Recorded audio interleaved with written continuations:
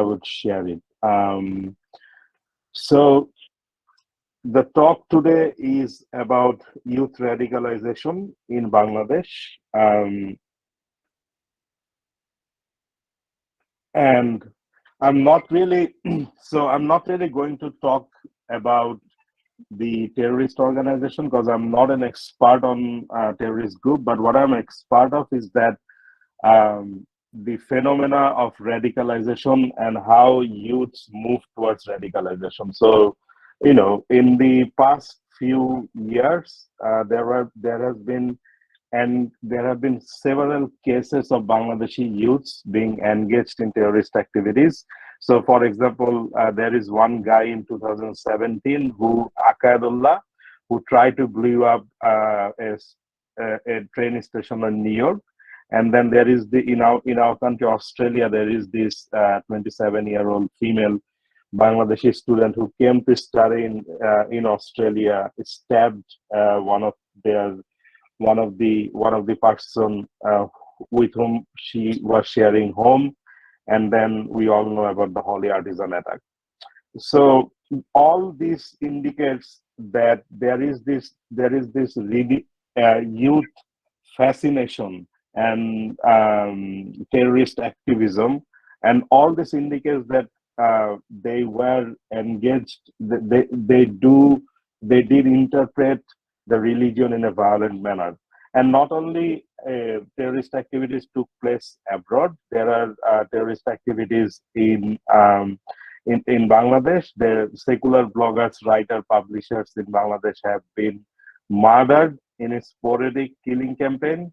And then there are regular attacks on Hindus in many forms.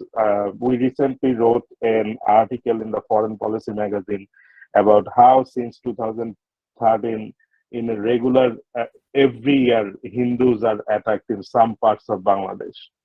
And what we wanted to understand, and also let me give you a bit more background detail of who are the militants, and this is based on a study by Dr. Ali Riaz and Simon Parvez, and they found that and they studied 150 profiles of alleged militants who were arrested by the Bangladeshi law enforcement agencies, and they found that 94% of them are between the age of 18 and 40. Only 2 were women, and 75.4% of those alleged arrested militants were from middle and upper middle class, and professional, and their educational backgrounds are both from secular and madrasa education.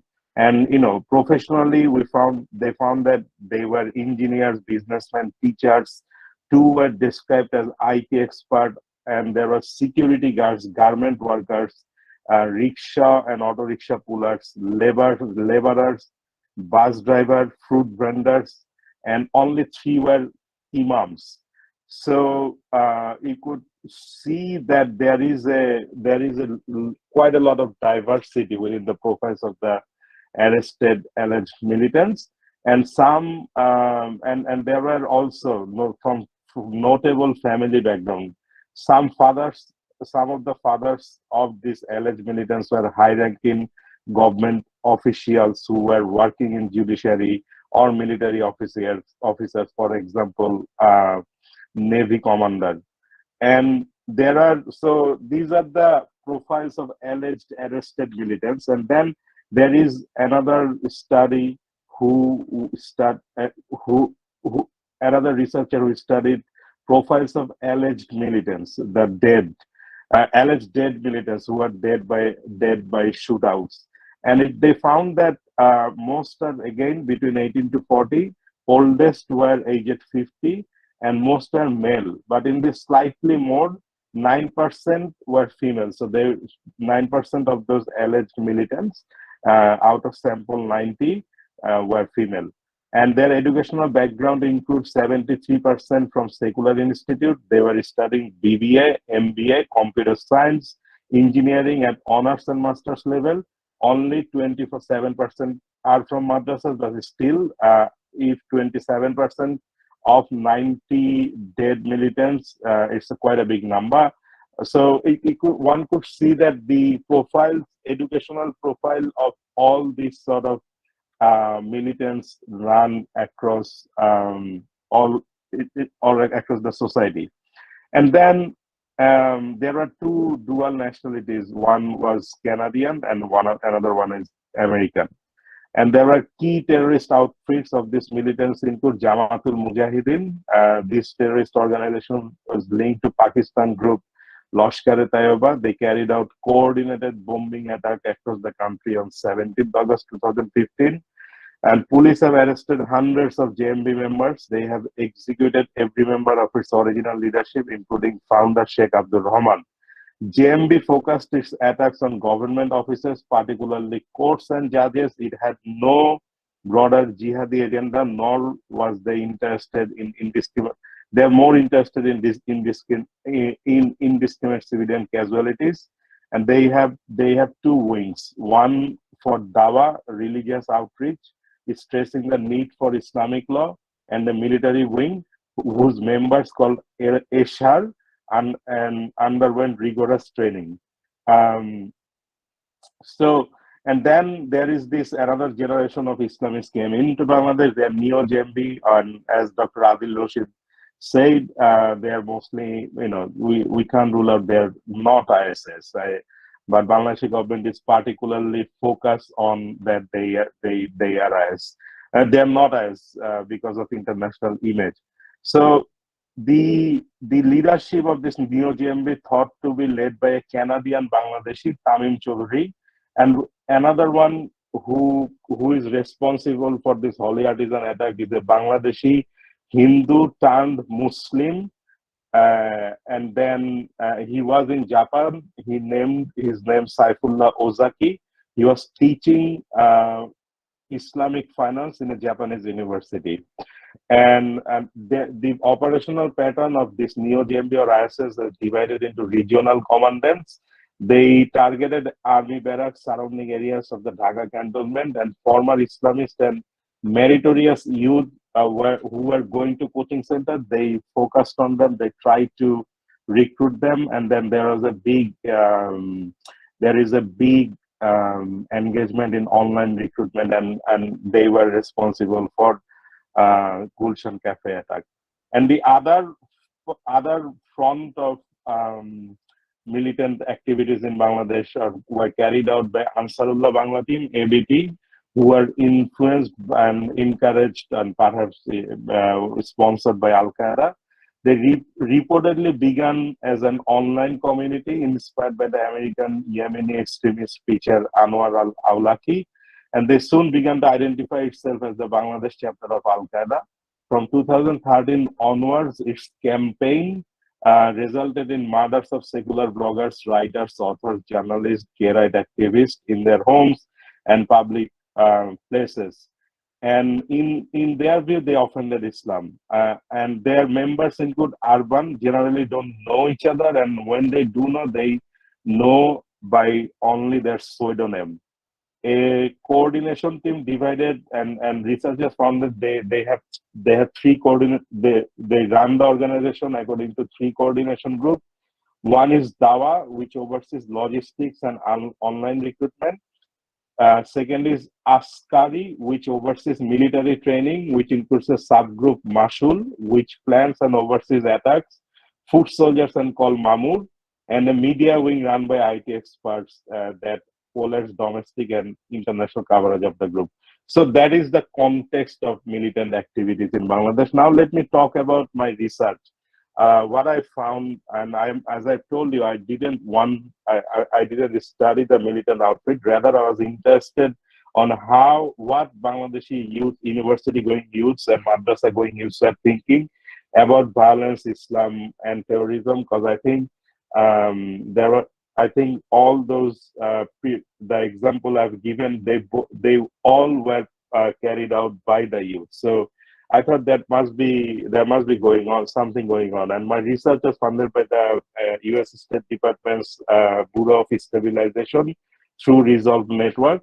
So I conducted 4 focus group discussion, and 10 in-depth interviews, and the Center for Genocide Studies in Dhaka University, run by Professor Imtiaz, he collected 150 micro narratives of Bangladeshi youths. I've also, as I was a fellow, I also used those. So let me talk about the narratives that came out from this research. One is that there is a growing sense among the participants that Islam needs to be protected from a minority cultural invasion. And unfortunately, what is minority is that they I mean, this radicalist youth thinks that this minority, they're only bothered about Hindu minority. And one of the places of cultural, one of the front of cultural clash was the Mongol Shobhajatra, which is a traditional procession that takes place every year to celebrate the Bengali New Year. And in that Shobhajatra, or in that procession, supersized replicas of birds and various deities are shown and celebrated by the Dhaka University and Fine Arts students. And the thing is, our interview, especially those 150 interviews with that collected micro narratives from Bangladeshi youths, they were majorly focused on secular universities. So students were studying in Dhaka University, students were studying in Jahangirnagar University, like all very well-known secular institutes. They came out with this such a very conservative view. So, for example, one student said, said that we don't accept Mongol Shobhajatra. It is a kind of cultural invasion. So when they say cultural invasion, they tie it with Hindu religion, and when they say Hindu religion, they locate it, or they try to trigger it to they point it to India. The same thing was done by Christian force during the crusade against Muslims. So they think that it is a cultural invasion. And also in my interview, what I've done is that I've organized a focus group discussion with a group of young groups, and who are studying in the university, because I think how the religion, because my background is, I'm from a majoritarian background, so I wanted to understand that what they feel and think about how Islamic terrorism and radicalization affecting them. So and I found that fascinating micro stories. So, for example, one of my former students who was sharing their flat with a Muslim roommate, and she is female and she is from Hindu religion, and she says that even my roommate does not pray.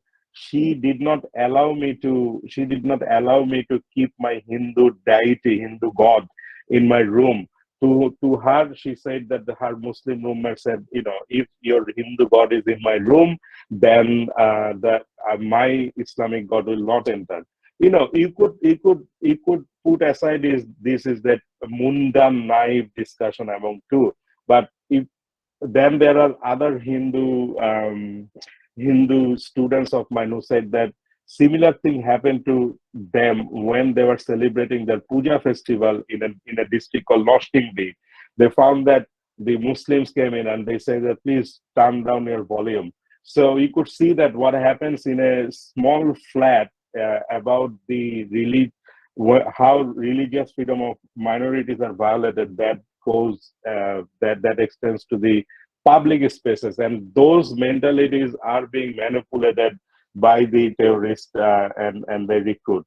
And but this is not only so we found that while this sort of narrative and mindset exists, but there are also counter narrative. For example, this problematic and highly controversial Islam, one of the leaders told me that they want Islam commands protecting minority faiths. And they told that idol worshippers can place their idols in their private places, in their mandirs, which is Hindu temple, adding that Islam even commands us to protect those houses and mandirs. while in the face you could see that it is not that problematic, but to me it's highly problematic, because in Bangladesh Hindu Muslims all have the similar constitutional right. What these guys are doing is that they are constructing an Islamic majoritarian religion, and the way they are majority constructing that, they are undermining the right of religious freedom in the country.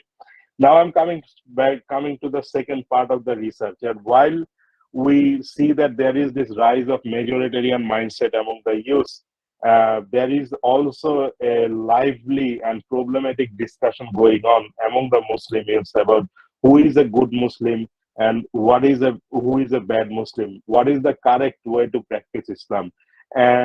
And for example, in one of my focus group discussion, I've seen two hijab wearing female youth started to engage in heated discussion, because one was wearing hijab with jeans and t-shirt, and one were wearing hijab with more Arab oriented dress. So to the Arab oriented dress, the one who was wearing with hijab with t-shirt and jeans are not really real Muslim, and she is a good Muslim. And then I've also interviewed one of my students, used to play, still plays in a rock band called Infidel, and he believes that the music he's playing is very much bad.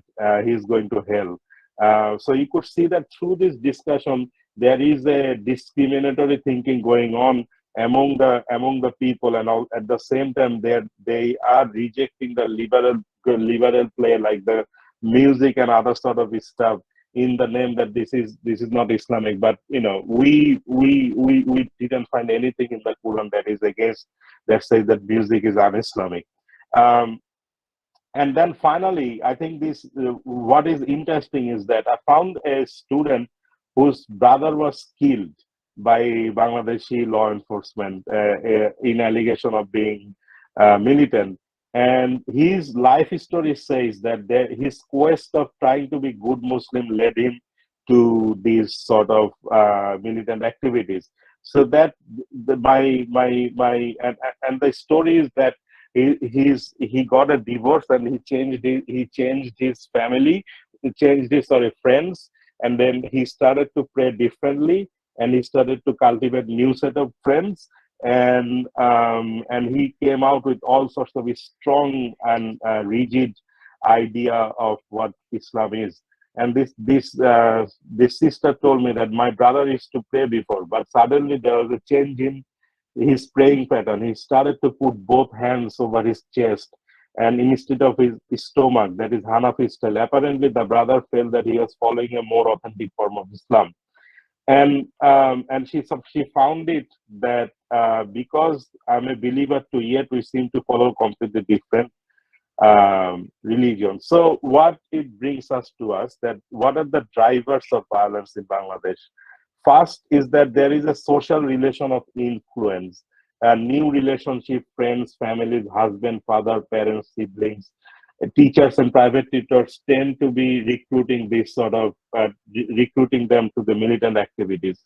And then there is this broken relationship and heartbreak paradigm, where broken relationship, one of the militant of Holy Artisan attack moved to militancy after having a broken relationship, divorce, separation of parents, this all plays into this part. And there is this perennial search for whatever is good, authentic, and pure Islam tends to put them towards militant, but not all, few. And then there is this external connection, migration, diaspora connection. There are cases from where people went to Malaysia, Singapore, Japan, Saudi Arabia, Turkey, US, UK, Canada, and came back being militant and injecting those ideas. And internet, Facebook, Skype, Telegram, Twitter, Instagram. And in Facebook, there is this X-Caret Islamic Learning Forum. This group played a role in encouraging interesting Bangladeshi jihadists to travel to Syria, Iraq, and fight for ISIS. And these are the micro driver. What is the macro driver? So I'll finish with this. The macro driver is that there is this clientelism, democratic deficit, authoritarianism, and rise of radical terrorism. So the International Republic Institute, a Washington DC-based think tank, they studied 4,000 Bangladeshis for 3 years, and they found that there is a positive correlation between the current authoritarianism and radicalism in Bangladesh. But they didn't share it with the authority, but they did share with the researchers privately. So, so in Bangladesh, all major indicators for measuring a liberal democratic contest show that this thought is going to regressward. And there are two views that contributes. One is anti-Western view and one is anti-Indian view. And for some reason, many actors trying to cultivate this sort of thing. And in one of the books that I've co-edited, which is South Asia, Radicalization in South Asia, two Indian researchers contributed a chapter, and they studied particularly the literatures of terrorist outfit, and they found that in Bangladesh they use anti-Indian narrative to recruit them. I think many of you are eminent practitioners, so you already know this. I am not going to overwhelm you with this known invasion. And then finally, I think what is interesting is that there is no anti-China view, which is quite interesting. They put so many Uyghurs in camps and stuff, but they're always focusing on something called Islamophobia in the West, that it exists, but it doesn't, their laws are strong here, and also whatever happening to the Muslims in India. And that perhaps is an interesting way for you to further understand why there is one country is being pointed out. Because as far as I understand, most Muslim Indians that I know are very much patriotic. But if you talk with Bangladeshi who are radical or who are like Islamist activists, they always point to India. That I never understand that what is the case. So I raise my case here with eminent in front of you, and